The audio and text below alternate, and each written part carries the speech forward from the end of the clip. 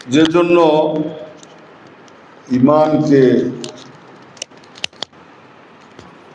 ঠিক রেখে শক্ত রেখে কোনো কর্মই করা মানুষের পক্ষে, আমাদের পক্ষে, সাধারণের পক্ষে মোটেই সম্ভব নয়। যেদিকেই যাবেন একটা মতবাদের মধ্যে পড়তে হবে, যেদিকেই তাকাবেন একটা পক্ষ আপনাকে অবলম্বন করতে হবে। ঠিক বলেছে কিনা? আপনি কোন দিক ধরবেন? আপনি নিজে বিব্রত হয়ে যাবেন। আমি একরকম বলবো, আরেকজন আরেক রকম কথা বলবে। আপনি কোনটাকে সত্যি মনে করবেন? মুশকিল কি না? তবে সাধারণ মানুষ আমরা কি করি, যেই দিকে লোকজন বেশি দেখি সেই পক্ষ অবলম্বন করি। এটা আমাদের জাতিগত সৃষ্টিগত দোষ। করেন কিনা আপনারা? আপনি ভোটে দাঁড়িয়েছেন কি জন্য? আপনি তো ভোট পাবেন না, অমুকেই পাশ করবে, অনার্থক 2000 ভোট নষ্ট করবেন কেন? আপনিও ভাবলেন যে আমার ভোটটা নষ্ট করবো কেন, ওই লোক 60,000-এর অধিক ভোট পাবে, তাকেই দিয়ে দিই। এই কাজ করেন কিনা? কখনোই আমরা ভাবি না যে না, 60,000 ভোট যে পেয়ে নির্বাচিত হবে সেই লোকটা ভালো না, এই লোকটা 10টি ভোটও পাবে না কিন্তু লোক ভালো, আমি তাকেই ভোট দিব। এটা ভাবেন? বলেন যে লোকটা ভালো কিন্তু পাশ করবে না, অনর্থক তারে ভোট দিয়া ভোট নষ্ট করার কোনো দরকার নাই। অর্থাৎ আপনি নিজেই নিজের মধ্যে সিদ্ধান্ত নেওয়ার মালিক। নিজের সিদ্ধান্ত নিলেন, মনে করলেন যে খুব বুঝি আমি ভালো কাজ করেছি। আমি কি ভুল বলছি না? আপনাদের মনের কথা বলছি। এই কাজ করেন কিনা বা আমরা সবাই করি কিনা? ঠিক যে কারণে আমি বলছি যে আপনার ঈমান আকীদাকে রাখা, ঠিক রাখা, সত্য সুপথে চলা ভীষণ কঠিন হয়ে গেছে। এই কারণে যে আমরা সবাই আরেকজনকে অনুসরণ করি, দেখে মুসলমান, শুনে মুসলমান। অর্থাৎ নিজের সেই জ্ঞান নাই। যে কথা দয়াল জানু বাবা আমার সুরেশ্বরী কেবলা বলেছেন, শোনা কথা দুনা গুণা, না হয় একিন, এরূপ একিনে পরে ঘটায় কুদিন। অর্থ বুঝেছেন?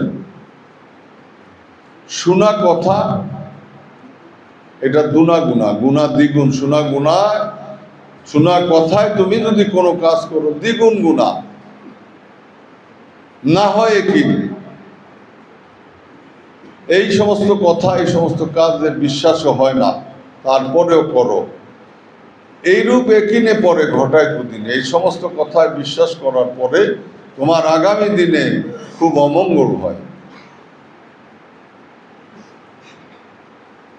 আপনাদেরকে আমি যেই কাহিনীর কথা বলছিলাম, প্রায় বলি, মাওলানা সাহেব যেরকম বললেন যে বাবা জান একটি আয়াত প্রায় সময় বলতে হয় এর জন্য যে এই আয়াতটা না শিখলে তোমার মনপ্রাণ তুমি তার সাথে ঠেকিয়ে রাখো যে সকাল সন্ধ্যা আপন প্রভুর স্মরণ করে। একদিন বলার বিষয় না, এটা নীতি বলতে হবে। ওয়াসবির নাফসাকা মাআল্লাযিনা ইয়াদুনা রাব্বাহুম বিল গুদওয়াতি ওয়াল আশি। কারণ আল্লাহ নির্দেশ করতেছেন তোমার মনপ্রাণ তুমি তাদের সাথে ঠেকায় রাখো যাহারা সকাল সন্ধ্যা আপন প্রভুকে স্মরণ করে। কারণ ঠেকায় রাখলে তুমি তার কিছু খেসালত, আর কিছু হালত, তার কিছু ভাব ধারণ করতে পারবা। কিরকম? আপনি কিভাবে ধারণ করবেন? কিভাবে ধারণ করবেন নিজের মধ্যে আপনার মুর্শিদকে, কিভাবে ধারণ করবেন নিজের মধ্যে আল্লাহকে, কিভাবে ধারণ করবেন নিজের মধ্যে রাসূলকে, কিভাবে ধারণ করবেন?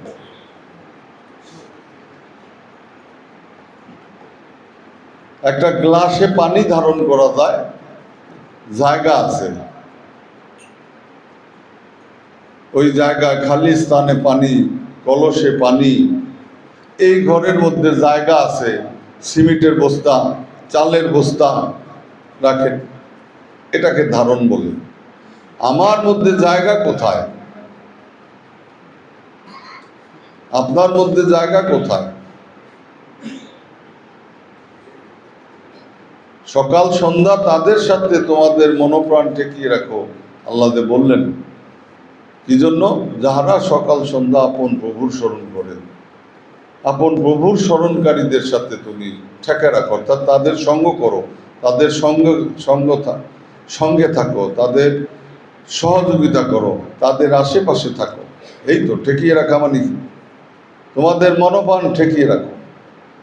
এটা কি লঞ্চ যে চরে ঠেকিয়ে রাখলাম, ঘাটে ঠেকিয়ে রাখলাম?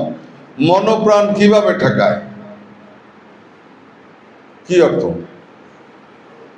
অর্থ তাদের সঙ্গত করো, সহবতে থাকো। নাকি সহবতে থাকলে কি হবে সেই ব্যাখ্যা আমি দিতেছি। যে তুমি তার আখলাককে ধারণ করতে পারবা, তুমি তার কিছু শক্তি তোমার মধ্যে ধারণ করতে পারবা। আমি কি একটা পাত্র? এই যে আমার সামনে স্ট্যান্ড, এটা কি একটা পাত্র? এর কি কোনো ধারণ ক্ষমতা আছে? আছে? এই স্ট্যান্ডার কি কিছু ধারণ ক্ষমতা আছে? কোনো হ্যাঁ, মাইক্রোফোনটা ধারণ ক্ষমতা আছে, যাক হয়েছে, মাইক্রোফোন ধরার জন্য স্ট্যান্ড। তারপরে এই স্ট্যান্ডের অনেক কিছু ধারণ ক্ষমতা আছে। এর ধারণ ক্ষমতা আছে, গরম যদি হয় এটা গরম হবে, ঠান্ডা যদি লাগান অতিরিক্ত এটা ঠান্ডা হবে। আছে কি না? এই স্ট্যান্ডটা আমি টাচ যদি করি তখন আমার হাত পুড়ে যাবে। যদি এটা ও যদি গরম ধারণ করে, আগুন ধারণ করে, ও যদি বিদ্যুৎ ধারণ করে আমাকে শর্ট করবে। আছে না ধারণ ক্ষমতা? তাই না? প্রত্যেকটা সৃষ্টির এই পৃথিবীতে এমন কোনো সৃষ্টি নাই যার শক্তি নাই, যার ধারণ ক্ষমতা নাই। পানি, বৃষ্টি ধারণ ক্ষমতা আছে না? ও ঠান্ডা গরম ধরতে পারে। পানির, বৃষ্টির কি শক্তি নাই? আছে। সারা সৌদি আরব, তারপরে দুবাই বন্যায় মানুষ, সত্যি সত্যি মানুষ মারা গেছে বৃষ্টি হইয়া। এক বিন্দু যখন হয় তখন এক ফোঁটা তুমি খেয়ে ফেলো, তুমি মনে পানি আমি খেয়ে হজম করে পেশাব করে দিলাম, পানিটা অনেকটা কি শক্তি। তুমি মহাসমুদ্রে যখন পড়বা তখন পানির শক্তি বুঝতে পারবা না। পানি বিন্দু বিন্দু করে যখন সাগর সমতুল হয়, প্রখর খরতর নদীর আকার ধারণ করে ওই বিন্দু বিন্দু পানিতেই, তখন তার শক্তি বোঝা যায়। লঞ্চে, স্টিমারে যখন তুমি সাগর পাড়ি দাও তখন তুমি এই পানির ভয়ে আল্লাহকে ডাকতে থাকো, অথচ সেই পানিকে তুমি খাও নাকি? সকলের শক্তি আছে। এই বিল্ডিং, এই ওয়াল, এরও ধারণ ক্ষমতা আছে, যে ঠান্ডা গরম ধারণ করে। ঠিক সেরকম মানুষের যে ধারণ ক্ষমতা, সেই ক্ষমতাটা হচ্ছে এই নিজের দেহে মনোপ্রাণের মধ্যে ধারণ করতে হয়। যে কারণে আল্লাহ বলছেন যে তোমাদের মনোপ্রাণ ঠেকায় রাখো। এটাকে যদি তুমি আগুনের ভিতরে মাথাটা দিয়ে রাখো, এখানে একটু পর গরম হবে কিনা? যদি তুমি বরফের সাথে ওই মাথাটা এতটুকু ঢুকায় রাখো, এখানে কিছুক্ষণ পর তুমি ঠান্ডা পাবে কিনা, যদি ওই মাথায় বিদ্যুৎ কানেকশন দাও এখানে তোমাকে শর্ট করবে কিনা। ঠিক ঠিক সেরকম যখন তুমি মনোপ্রাণ ঠেকিয়ে রাখবা, অর্থাৎ সর্বক্ষণ তার দিকে তাকিয়ে থাকবা, তার কথাকে শুনবা, নিজের মধ্যে ধারণ করবা। কিভাবে ধারণ করবা? মনে রাখবা, পালন করবা, তখন তোমার মধ্যে তার ভাব, তার তাসির, তার আখলাক আসবে। আমি যেই কথা বলতেছিলাম পেয়ারে হাজিরিন, যে এই ভ্রান্ততার যুগে আমাদের ইমান আকিদাকে রক্ষা করা মুশকিল। তুমি কোন দিক ধরবা, কার কথা শুনবা, কে সত্যি? কারণ তুমি নিজেই তো জানো না কিছু। জানো, যদি তুমি নিজেই জানতা তাহলে তো আমার তোমাকে ওয়াজ করে বুঝাতে হতো না। যদি তুমি নিজেই জানতা তাহলে মসজিদের ইমাম সাহেবরা, মৌলানা সাহেবরা, ওই পাদ্রী সাহেবরা, তারপরে ঠাকুর সাহেবরা ওয়াজ করে আলোচনা করে তোমাকে বুঝাতে হতো না, হতো? আমাকে বোঝানো দরকার হতো না, হতো? যেহেতু আমি নিজেই কিছু বুঝি না, আমার সেই জ্ঞান নাই পথ চলার, সত্যতা, সঠিকতা বুঝার। আছে?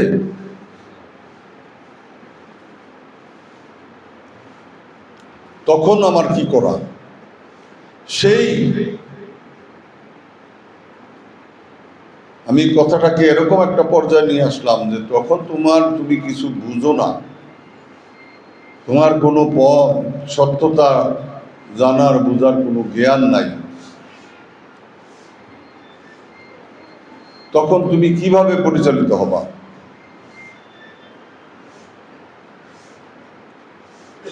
যেমন একটা নৌকা বা একটা গাড়ি ড্রাইভার ছাড়া চলতে পারে না, নদীর মধ্যে একটা নৌকার হাল ধরতে হয় মাঝির, নয়তো কুল খুঁজে পাবে না। একটা দিশেহারা নৌকার মতো আমরা সবাই, পশুর মতো। যেমন গরু, তোমার কোন দিকে যাবে? গরুর শক্তি আছে, হাঁটতেছে, শক্তি আছে, খাইতেছে। বাসায় যাওয়ার রাস্তা তাকে মনে করায় দিতে হয়, সন্ধ্যায় নিয়ে যেতে হয়, খাওয়ার দিতে হয়, ঘাস কোন ক্ষেত্রে ঘাস খেতে যাবে তাকে পরিচালিত করতে হয়, হয় না? তাহলে আমাদের অবস্থাটা কি? এই গরুর মতো, পশুর মতোই তো। কিন্তু আমরা সেটা মনে করি না, আমরা মনে করি অনেক বুঝি। আমরা ওই আজাহারির কথা বললাম, আজাহারের কথা, এটাই সত্য। আরেকজন মনে করলো, আমরা ওই পীর সাহেব হুজুরের কথা মনে করলাম, শুনলাম, সেটাই সত্য। এই যে একটা বিড়ম্বনা, এই বিড়ম্বনাটাই হচ্ছে সবচেয়ে বড় ঈমান নষ্ট হওয়ার কারণ। কি পথে আমি ঈমান রাখবো, কার প্রতি ঈমান রাখবো? এই কথা বলে কোরআনে আছে, ওই কথা বলে কোরআনে আছে, ও বলে এইভাবে, ও বলে এইভাবে, বলে কি না? সবাই তো যুক্তি দিয়া কথা বলে, সকলেই তো কোরআনের আয়াত কি বলে, হ্যাঁ, তাফসীর করে, কোরআনের আয়াত পাঠ করে সবাই। তো আমিও কোরআনের কথা বললাম, ওনারাও কোরআনের কথা বললো, তুমি যাবা কোন দিকে? আসলে কিন্তু এই বিষয়টা সাংঘাতিক একটা কঠিন ব্যাপার, যে কারণে মানুষে যে কোনো একটা দিক ধরে, আমি এই দিকে যাই, কেউ এই দিকে যায়, নাকি? যে যেটাকে বুঝলো, ভালো লাগলো যার, সে সেই দিক ধরে। ধরার পর কারো না কারো তো ভুল হয়, এই গ্রুপের ভুল হবে, নয়তো ওই গ্রুপের ভুল হবে, একটা গোষ্ঠীর ভুলের মধ্যেই থাকবে, ঠিক কি না?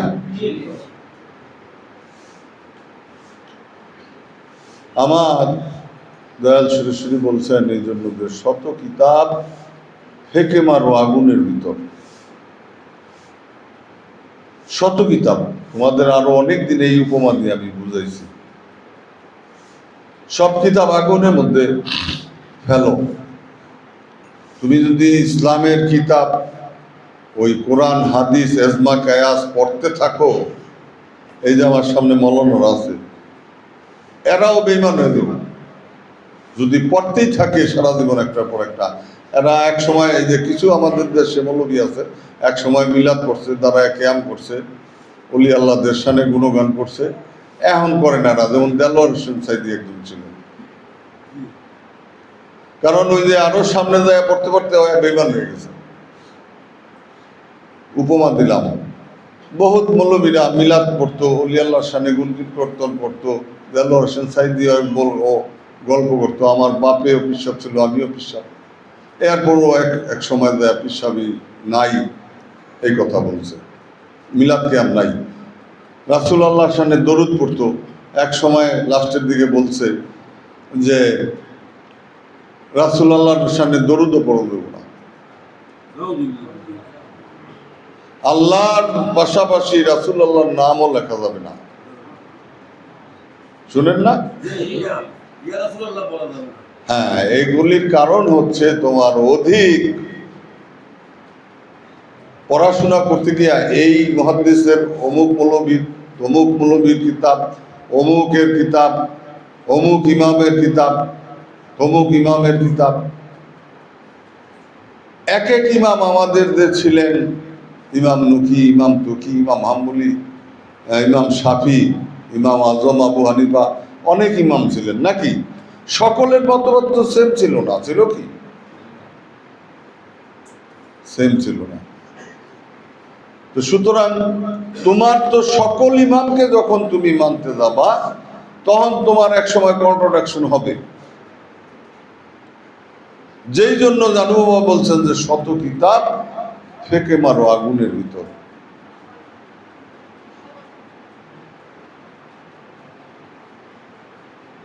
অনেক কিতাবাদি নিয়ে পড়তেছিল মৌলানা জালালউদ্দিন রুমি রহমতুল্লাহ আলাইহি, কিতাবের দিকে পড়তেছে, অনেক কিতাব টিতাব।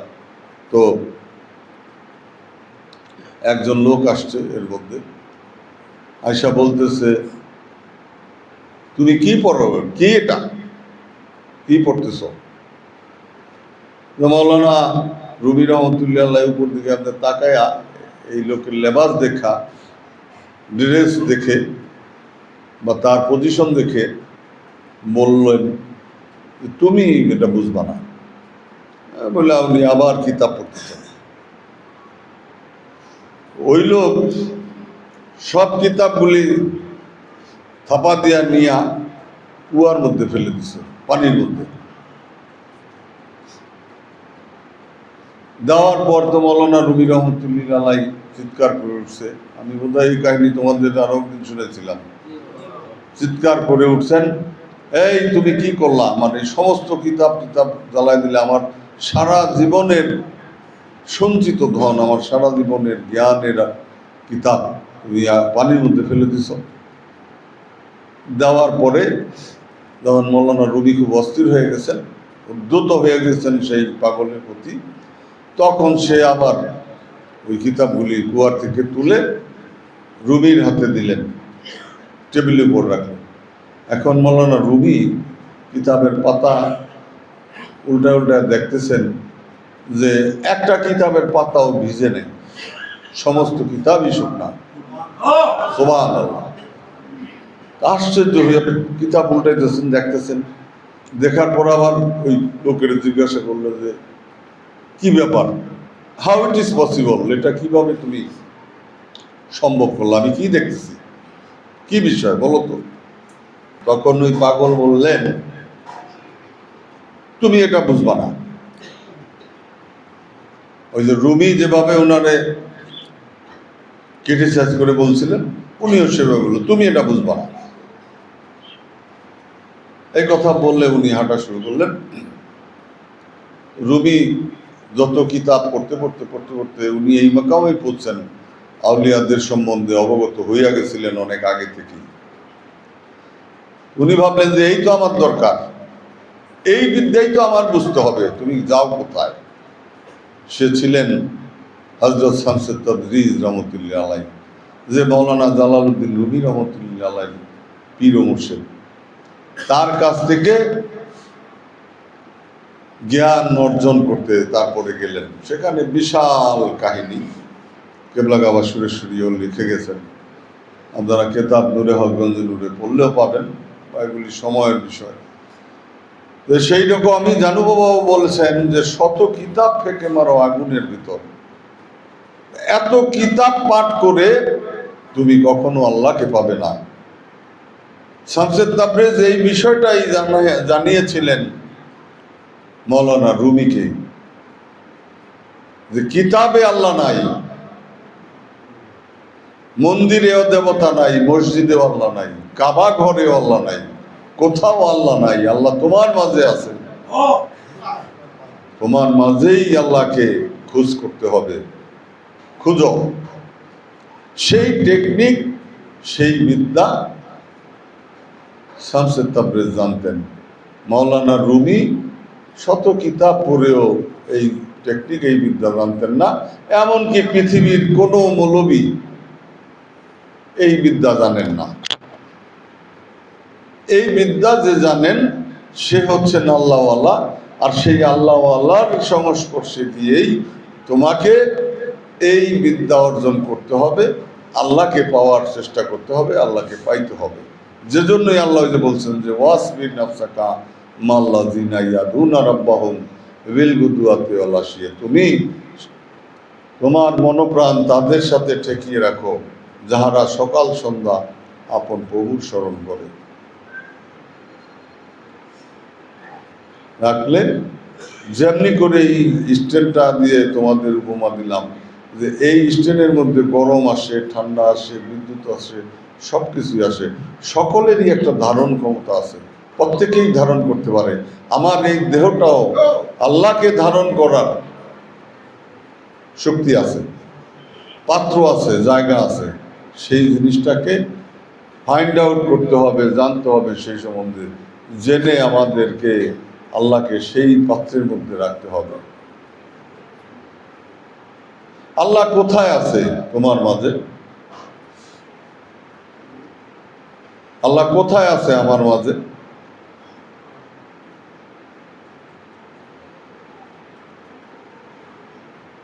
আল্লাহ বলছেন নাহনু আকরাবু ইলাইহি মিন হাবলিল ওয়ারিদ। কি বলছেন? অর্থ কি? হ্যাঁ, নাহনু আকরাবু ইলাইহি মিন হাবলিল ওয়ারিদ, শাহরগের চেয়েও আমি তোমার নিকটে। শাহরগের চেয়ে আমার নিকটে আছে আল্লাহ। এই কথা আমাদের এলান দিয়েছেন কোথায়? পবিত্র কোরআনে। শাহরগ কোথায়? এই গাড়ির মধ্যে শাহরগ আছে পিছনে। আমরা তো আল্লাহকে খুঁজে পাই না, জানি না, কিন্তু আল্লাহ বলতেছেন আমি আছি তোমার এত কাছে, তোমার এত কাছে।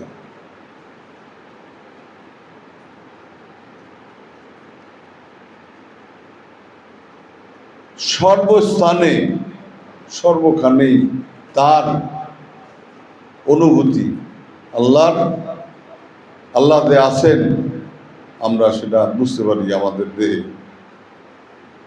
তুমি একদম পায়ের যে ছোট কে আঙ্গুল বলি আমরা, এই পায়ের কে আঙ্গুলে ব্লেড দিয়ে কাটো তো ব্যথা পাও নাকি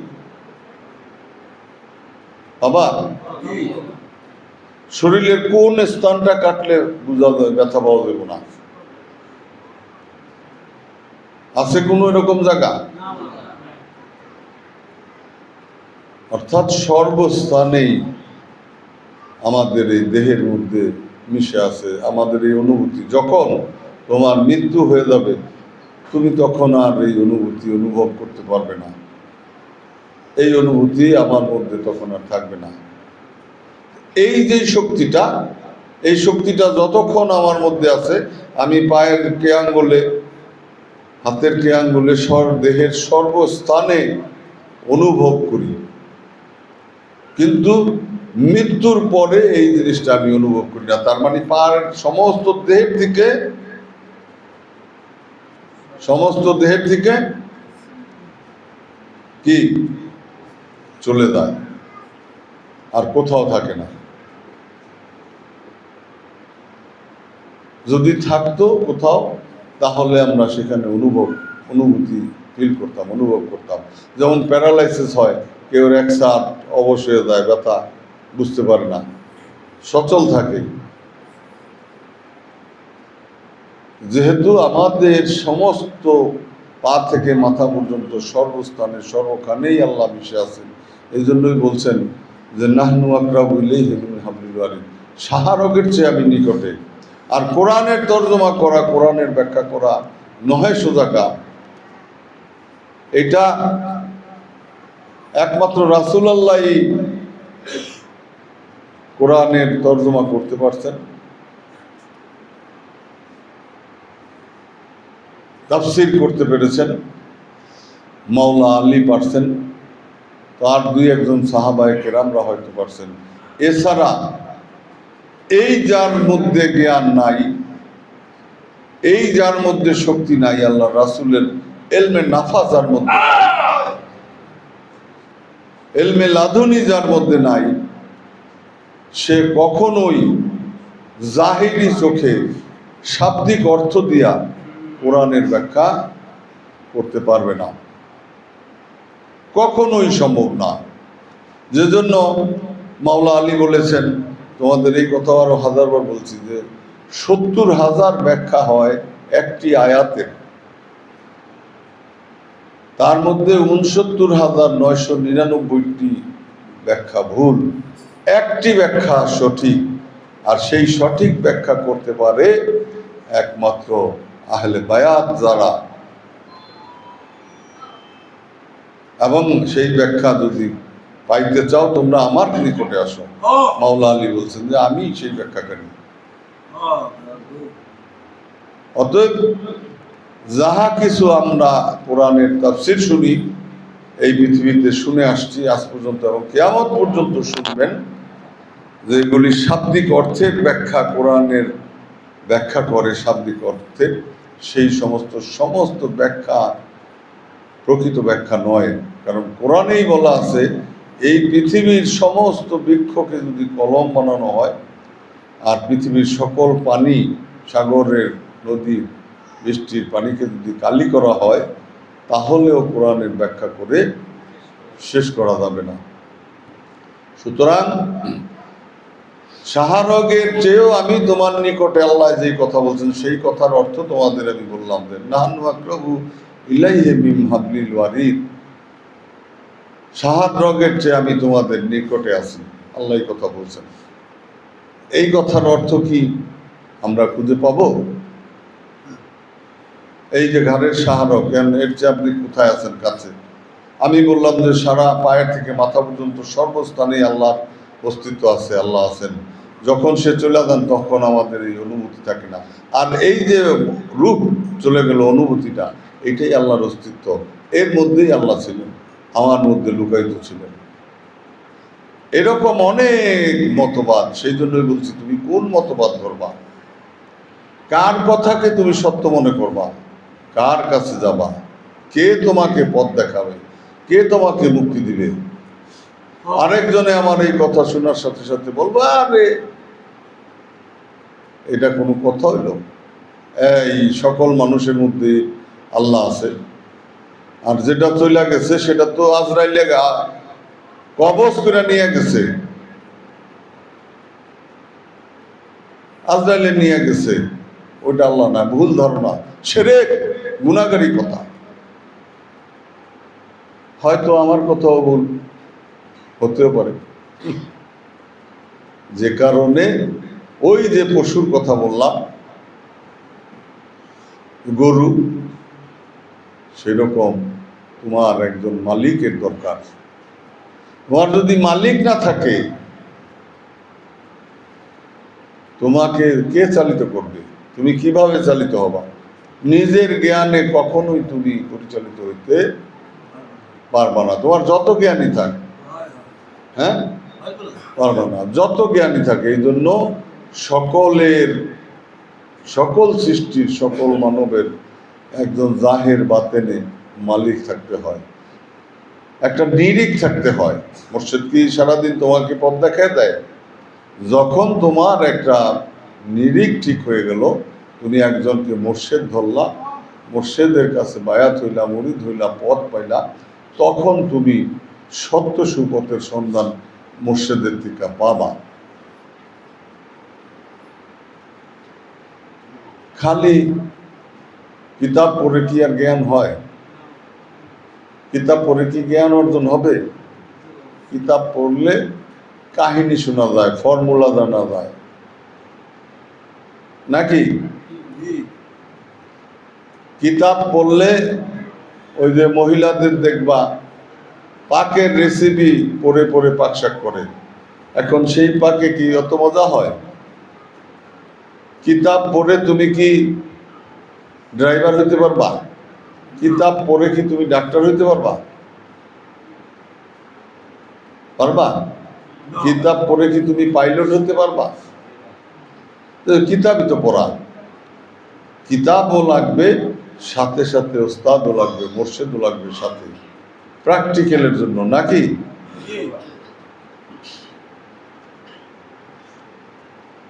সেই জন্য মুর্শিদ ধরতে হয়, মুর্শিদ ধরতে হবে।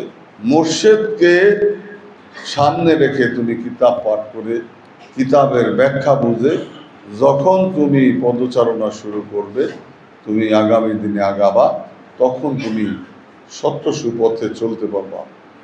এই হচ্ছে মূল কথা। তো এই ভ্রান্ততার মধ্যে আমাদের ঈমানকে ঠিক রাখার জন্য আমাদের একটা পথ ধরতে হবে। ওই পথের পরে আর তোমার আরেক দিকে এলোমেলো হওয়া যাবে না, অন্যদিকে মনকে আর ধাবিত করা যাবে না। তুমি আর তখন কারো সঙ্গ করবা না, তুমি আর তখন কারো কথা শুনবা না। কারণ তুমি যদি তার কথা শুনো তাহলে তোমার ঈমানকে, আকীদাকে ধ্বংস করে দিবে, নষ্ট করে দিবে। হ্যাঁ, যে কারণে আমাদের মধ্যে অনেক লোকই দেখি বারে বার তারা ঈমান হারা হয়ে যায়, ঈমান হারা হয়ে যায়। অনেক লোক ঈমান হারা হয়ে যায়, মনে করলো যে আমি ভুল পথে আছি, ঠিক পথে নাই। কেননা যারা বেঈমান লোক তাদের সংখ্যাই বেশি। ওই যে বললাম প্রথম তোমাদের যে তোমরা কোন পথে যাবা, তাদের এই ধারণা যে সকল লোক যেদিকে আছে আমিও সেদিকে থাকি, সবার যেই দশা হবে আমারও সেই দশাই হোক, সকলের যেই বিপদ হবে আমি তাদের সাথে একসাথেই থাকি। আমি কি বুঝাইতে পেরেছি? সবাই মনে করে যে সত্যের লোকে যা হয় হবে, অথচ সত্য বুঝলেও সে তখন সমাজের জন্য সরে থাকে। এই যে কিছুদিন আগে আমাদের দেশে রমজানের ঈদ হয়ে গেল, এই ঈদের বিষয় নিয়ে খুব একটা তর্ক বিতর্ক শুরু হয়ে গেছে সারা দেশে, বিশ্বে। এখন দেশে যারা শিক্ষিত লোকজন, সুশিক্ষিত আলেমুলামা যারা আছে তারা সকলে দেওবন্দি আকীদায় বন্দি অবস্থায় আছে। আমি কি বুঝাতে পেরেছি? যারা মাদ্রাসায় পড়ালেখা করছে এরা সব দেওবন্দি আকীদায় বন্দি। যারা ভার্সিটিতে শিক্ষা অর্জন করেছে, সায়েন্স নিয়ে পড়াশোনা করেছে, আধুনিকতায় বিশ্বাসী, তারা এখন বিশ্ব পরিচালনা করে, তারা এখন বিশ্ব গবেষণা করে। আগে থেকেই কোনো মাদ্রাসা পড়ুয়ারা করে না। এই বাতি, ইলেকট্রিক, লঞ্চ ঘাট, গাড়ি, স্টিমার, প্লেন, সমস্ত কিছু তো, মোবাইল, ঘড়ি, সবই তো তাদের দেওয়া, নাকি? আমরা মাদ্রাসা পড়ুয়া পীর মুর্শিদরা হাতে দিই, মোবাইলে কথা বলি, তাদের সৃষ্টি নিয়ে বাহাদুরি করি, তাদের সৃষ্টিতে চলি, কি? কিন্তু এখন সেই সমাজের কাছে চলে গেছে এই বিতর্কটা, যে হ্যাঁ এটা কি করে সম্ভব, যে কি করে বাংলাদেশে আমরা কেন একদিন পর 2 দিন পর ঈদ করলাম, কেন করব? শিক্ষিত সমাজের মধ্যে যুক্তি দাও। এখন মৌলভী সাহেবেরা আমার সামনে আছেন, এরা মসলা দেন যে চাঁদ দেখা রোজা থাকতে হবে, চাঁদ দেখে রোজা ছাড়তে হবে। আল্লাহ রাসূল এই হাদিস দিয়েছেন। এই একটা মসলায় প্যাঁচ দিয়ে আনেন, তখন তাদের পাল্টা জবাব, আমাদের পাল্টা জবাব হলো যে যদি তাই হয় তাহলে আপনি জোহরের নামাজের সময় আজান দিয়ে মসজিদে কিভাবে নামাজ পড়লেন? আসর নামাজে কিভাবে নামাজ পড়লেন? মাগরিবের নামাজে কিভাবে নামাজ পড়লেন? এই কথা তো আল্লাহ রাসূল বলেন নাই। বলছেন কি নামাজ পড়তে গেছে কখন? হাদিসে কোরআনে কি পাওয়া যায়? কোরআনে তো নাই, হাদিসে কি পাওয়া যায়? হ্যাঁ, কি পাওয়া যায়? নামাজের সময় কি? হ্যাঁ, সময় কেমনে বুঝবা? জোহর, আসর, মাগরিব?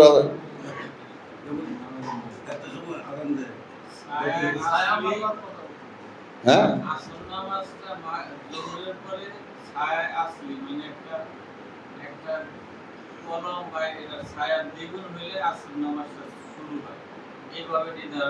হ্যাঁ, ছায়া।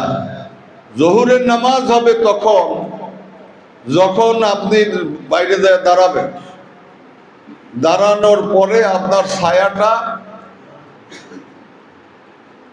আপনি 3.5 ফুট, আপনার পায়ের থেকে 3.5 ফুট পর্যন্ত যখন ছায়া জমিনে পড়বে। আসরের নামাজটা হবে তখন যখন তোমার ছায়াটা 2 থেকে 3 গুণ হয়ে যাবে, অর্থাৎ তুমি 3.5 ফুট, ছায়াটা হবে 15 ফুট, 12 ফুট, 14 ফুট, তখন মনে করবো আসর নামাজ, তাড়াতাড়ি আসর নামাজ পড়বা। মাগরিবের নামাজ হবে তখন যখন তুমি তোমার হাত তুলে এমনি তাকাইবা, চশমা যদি থাকে চশমা বাদ দাও, নতুন চোখে দেখানোর পর তুমি যখন পশম দেখবা না, পশমের গোড়া দেখবা না, তখন তুমি মাগরিবের নামাজ পড়বা। এর কয়েক গড়ি, শুধু গড়ি ছিল না, এর অনেকক্ষণ পরে ঘোরাঘুরি করিয়া, খাওয়া দাওয়া করিয়া, বিছনাদারি করা, ঘর দুয়ার গুছানো, তোমাদের পশু পাখিদের ঘরে আনার পরে, খাঁচায় আনার পরে, শুইতে যাওয়ার আগে, তখন মানুষ শুয়ে পড়তো 7টার মধ্যেই, তুমি এশার নামাজ পড়বা। পূব আকাশ যখন আলোকিত হয়ে উঠবে তখন তুমি ফজর নামাজ পড়বা। This is the time for pray. তোমরা কেন চাঁদ দেখার কথা বললা? শিক্ষিত সমাজের প্রশ্ন, যে এই নিয়মে পড়তে বলছে আল্লাহ রাসূল। চাঁদ দেখাও যদি রোজা থাকতে বললে, চাঁদ দেখা রোজা ভাঙতে বললে, নামাজও তো তোমাকে এইভাবে পড়তে বলছে। তুমি ঘড়ি দেখা 1টার সময় আজান দাও কেন? মাগরিব কখন সূর্য অস্ত গেছে, তুমি সায়েন্সের নিয়ম মানছ, সায়েন্স বলতেছে যে এখন সূর্য অস্ত গেছে, তুমি সেই সময় কেন আজান দাও? আমি তো তখনও পশমের গোড়া দেখি। বুঝতে পারতেছো তোমরা? তাহলে তুমি সেটাও মানবা। আচ্ছা, এখন প্রশ্ন, যদি বৃষ্টির দিন হয়, আষাঢ়া মাস, তখন তো সূর্য উঠবো না, তখন তোমার ছবি ছায়া কেমনে তুমি 3.5 ফুট মাপবা? তুমি 1টা বাজে না 5টা বাজে জোহরের নামাজ, আসরের নামাজ কেমনে পড়বা বলো? বলো, পড়তে পারবা? এখন বিষয় হয়েছে যে এইটা রাসূলুল্লাহ বলছিলেন সেই যুগের জন্য, এবং আরব দেশে বৃষ্টি হইতো না। কথা খুব মনোযোগের সাথে শুনো, আরব দেশে বৃষ্টি হতো না, কম বৃষ্টি হইতো। তারা বৎসরে 2-4-10 বছর পর একবার বৃষ্টি হইতো। ছায়া দিয়ে নির্ণয় করতে পারত নামাজের ওয়াক্ত। তখন ঘড়ি ছিল না, হিসাব কিতাব বুঝতো না মানুষে, যে জন্য চাঁদের কথা বলছে যে চাঁদ দেখবা। এবং আরবের মানুষ কই থাকতো? আল্লাহ রাসূল যখন ছিলেন, আরবের লোকেরা সব ছিল বেদুইন। ছোট সময় ক্লাস 2 এর বইয়ে পড়েছেন কিনা মাওলানা সাহেবরা? আরবের লোকেরা সব ছিল বেদুইন, বাগদার মতো। যেখানে বেদেরা তাবুকরা থাকে না আমাদের এখানে, মরুভূমির মধ্যে এমনি তাবুকরা থাকতো, বাতি ছিল না, সন্ধ্যায় ঘুমায় পড়তো। তারা ফজরের রক্ত যখন হইত তখন ওই তাঁবুর থেকে চেহারা বাইর করে পূব আকাশের দিকে তাকাইতো, আলোকিত হয়েছে নি, আলোকিত হয়েছে নি, আলো দেখা যায় নাকি। আলো দেখা গেলে মনে করতো যে এই সূরা সাদেক। তখন ফজরের নামাজ পড়তো। তখন তারা রাখালরা তাদের ভেড়ার পাল, উটের পাল নিয়ে বের হইত, জীবনের কর্মসূচি শুরু করত। তখন মরুভূমির মধ্যে চাঁদ দেখা যেত। প্রথম দিনের চাঁদই আরব দেশ থেকে দেখা যায়, যে তোমরা এই চাঁদ দেখে রোজা রাখবা, চাঁদ দেখে রোজা ভাঙবা। সেই সময় ছিল এই নিয়ম। এখন তো সৌদি আরবে সব বিল্ডিংয়ে থাকে, এসিতে থাকে।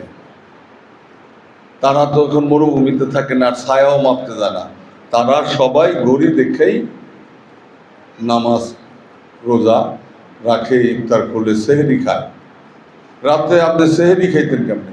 ফজর নামাজের আজান হয়ে যেত, সেহরি খাইতে পারতেন? টাইম টাইম দেখে যদি আমরা জীবনের ইসলামিক ধর্মকর্ম সব করি, তাহলে চাঁদ আমাদের দুই চোখে দেখতেই হবে। এই গোড়ামি কেন? এটা হলো দেওবন্দি শিক্ষা। আমাদের তো চাঁদ দেখার প্রয়োজন নাই। ওই বৈজ্ঞানিকরা কি বলতেছে, যারা তোমার সময় সম্বন্ধে ঘড়ি বানিয়েছে, তারা কি বলতেছে? চাঁদের জন্ম হয়ে গেছে। বাংলাদেশ থেকে দেখা যাবে না, অবশ্যই দেখা দরকার। দেখো, আমার চোখে না দেখি, সৌদি আরবের মানুষের তো চোখে দেখলো। হাদিস আছে, দুইজন মুসলমান যদি সাক্ষী দেয় চাঁদ দেখা গেছে, তোমরা সেখানে ঈদ শুরু করে দিবা, রমজান শুরু করে দিবা। তোমাকে ব্যক্তিগতভাবে দেখতে হবে এরকম কোনো কথা নাই। এখন প্রশ্ন, ইসলামিক ফাউন্ডেশনে যে মৌলভী সাহেবরা বা আমাদের এই প্রতিষ্ঠান বসে চাঁদ দেখার জন্য, তারা কি চাঁদ দেখে? হ্যাঁ, খবর দেয়। ওই কুষ্টিয়া থেকে দেখা গেছে, ওই রাজশাহী থেকে দেখা গেছে। কে জানাইলো? ডিসি সাহেব জানাইছে। যে ডিসি সাহেব কার থেকে শুনলো? ও মুখ খ্যাতে এক চাষা ছিল, ওই চাষ করতেছিল, ওই চাষায় বলছে। আরেকজন জেলে ছিল, মাছ ধরতেছিল, ওই মাছ ছয় দেখছে। এদের থেকে খবর পাইল ডিসি সাহেব, তার কাছে। ডিসি সাহেব ফোনে জানাইল, আমার এখানে এক জেলে আর এক মাছুয়া আর এক চাষি দেখছে। তাহলে আমরা যদি একটা জেলে আর একটা চাষির কথার উপর ইমান রাখা ঈদ করতে পারি, রোজা রাখতে পারি, অসুবিধা নেই। চাষি বা জেলে, তাকে আমি খাটো করে বলছি না, যে তারা সমাজের সবচেয়ে নিম্ন শ্রেণীর লোক। তাদের কথাও আমরা যদি ইমান রাখি, সারা জাতিকে রাখতে হয়, তাহলে কেন আপনি সৌদি আরব থেকে দেখা গেছে সেটা মানলেন না? আমরা তো সৌদি আরবের সাথে ঈদ করি না কোনো সময়, কখনো। আমি এবার এটা সাক্ষাৎকার দিছি, তোমরা হয়তো অনেকে দেখছো, যেটা মিডিয়ারা ভুল প্রচার করেন, আমরা সৌদি আরবের সাথে করি না। আমরা জানুব আমার হিসাব দিয়ে গেছে, হিসাব অনুযায়ী করি। এই ঈদ কবে হবে এটা আমরা রোজা থাকার 15 দিন আগে বলছি, অমুক তারিখে রোজা, অমুক তারিখে ঈদ। কারণ সেই দিন চাঁদ উদয় হবেই পঞ্জিকার হিসাব অনুযায়ী। এবং ঠিকই, হ্যাঁ, জীবন ভোর, আজ থেকে 200 বছর যাবৎ জীবন ভোর তা হচ্ছে, করছি, করে যাচ্ছি, কোনোদিন ভুল হয়নি। বরং সৌদি আরবেরও একবার আমরা আগে রোজা রাখছিলাম। তারপর দেখা গেল কি, আমাদের 30 রোজা হয়েছে, সৌদি আরবে হয়েছে 29 রোজা। তাহলে দেখো যে আমাদের এই জানুবাবার হিসাব বা ফর্মুলা জানুবাবাই দিয়ে গেছে কত সঠিক। এইবার যে ঈদ হইল এ টু জেড আপামর জনতা সবাই বুঝছে যে আমরা আজকে 2 দিনের চাঁদ দেখতেছি, সবাই মনমরা ছিল। এটা কথা হইল সারা বিশ্ব, এমনকি ভারত পাকিস্তান হয়ে গেল। আমাদের বাংলাদেশের পরে বার্মা, ব্যাংকক, তারপর মালয়েশিয়া, ইন্দোনেশিয়া, কত দূর। কিছু মূর্খ মৌলবী আছে, এরা বলে যে তাহলে তোমরা সৌদি আরবের লগে আপনারা নামাজ পড়েন, শুক্রবার তাই সৌদি আরবের লগে জুম্মা পড়েন। তো ঠিকই তো, জুম্মা তো আমরা শুক্রবারই পড়ি, সৌদি আরবে শুক্রবার পড়ে। আর শুক্রবার আমরা জুম্মা পড়ি বেলা 1টা এখানে, সৌদি আরবে তখন সকাল 9টা। আমাদের এখানে বেলা 3টা, সৌদি আরবে তখন বেলা 12টা। আমরা তো তাদের আগেই পড়ি। ঈদের নামাজও আমাদের আগে হয়েছে, অল্প পরে হয়েছে, তো সেই দিনের মধ্যে হয়েছে ওই সূর্য থাকা অবস্থা। যাই হোক, প্যারা হাজারির অপ্রাসঙ্গিক কিছু আলোচনা হইল, এটা দরকার ছিল না। তবে সবাইকে বলতে চাই যে আদবে আউলিয়া বেয়াদবে দেউলিয়া। তরিকতের মূল বিষয় হচ্ছে আদব। আদব শিক্ষা আগে অর্জন করতে হবে, আদবকে ধারণ করতে হবে, মুর্শিদের দরবারে হাজিরি পেশ করতে হবে জগৎকে জানার জন্য, এই জগৎ থেকে মুক্তি পাওয়ার জন্য, সত্য সুপথের জন্য মুর্শিদের একটা সিলসিলা ধারণ করতে হবে। এটা হচ্ছে আল্লাহ নবীর দল।